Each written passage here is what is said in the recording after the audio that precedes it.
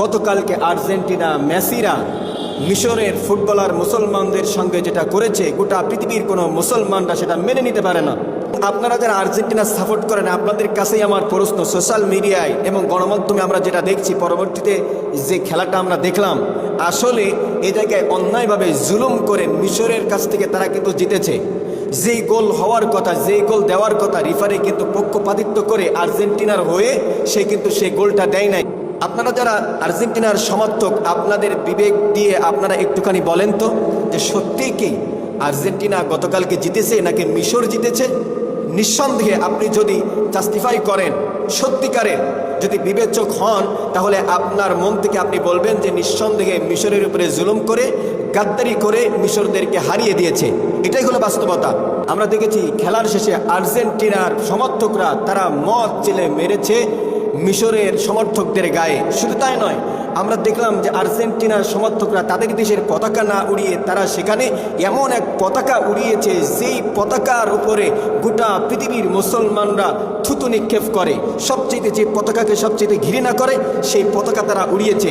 কিন্তু মিশরের সমর্থকরা তারা কিন্তু তাদেরই পতাকা উড়িয়েছে যাদেরকে তারা সবচেয়ে ভালোবাসে, নির্যাতিত নিপীড়িত ফিলিস্তিনের পতাকা তারা উড়িয়েছে, তাদের দেশের পতাকা না উড়িয়ে।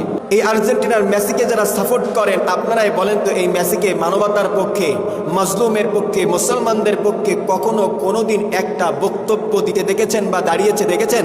দেখেন নাই। বরঞ্চ ট্রাম্পের পাশে যেয়ে সেই ট্রাম্পের সঙ্গেই কিন্তু তার সম্পর্ক সবচাইতে বেশি। কিন্তু আমরা মুসলমান হয়ে মেসি মেসি মেসি মেসি করে পাগল হয়ে যায়। গতকালকে মিশরের খেলোয়াড়দেরকে দেখে আমি অবাক হয়ে গিয়েছি, তাদের ভিন্ন কিছু কাজ দেখে।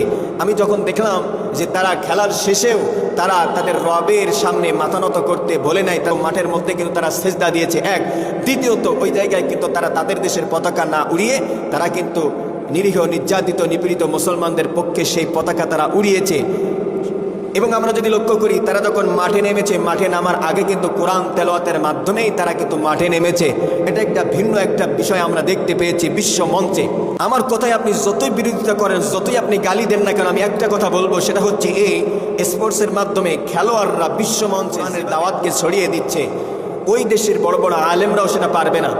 আমার দেশের আলেম না কেন, গোটা পৃথিবীর অনেক আলেম ওলামার পক্ষে সম্ভব নয় বিশ্বমঞ্চে ওইরকম যে বিধর্মীদের সামনে যে সেজদা দেওয়া, নিরীহ নির্যাতিত নিপীড়িত মুসলমানদের পক্ষে পতাকা উড়ানো, সে জায়গায় কোরআন তেলাওয়াত করা, এটা আপনার আমার দ্বারায় কখনো সম্ভব না। কিন্তু এই প্লেয়াররা কিন্তু সে জায়গায় যে সেগুলো ছড়িয়ে দিচ্ছে।